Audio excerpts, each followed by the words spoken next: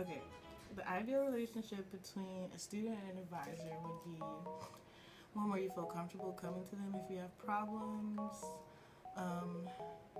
one where they can help you out, I guess, with anything you need, and also you have goal setting and you get a lot of things done.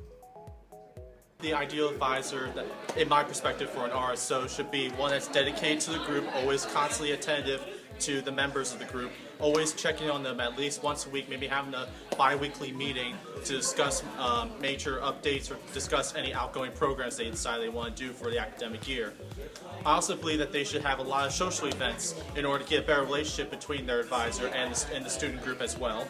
Overall, I feel that with all these ideas in mind, that you have a perfect ideal advisor for your RSO. I think the ideal relationship is that you have this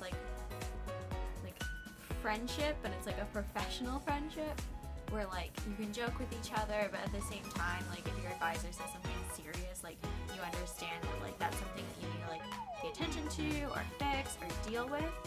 But at the same time, I don't think you should be fearful of your advisor. I think you should have a good relationship so you can feel comfortable coming to them and discussing problems or ideas or helping you grow as a leader. I think the ideal relationship between an advisor and students is communication as well as personality, because both of them can communicate on a personal level and have the same personalities. They have a great mutual relationship, which brings out great work. So I think the ideal relationship between an advisor and a student in terms of communication is one that's just really honest and open. I think that you should be able to go to your advisor with anything, whether it's a personal problem or an organizational problem, and talk to them about it and get some honest and candid advice.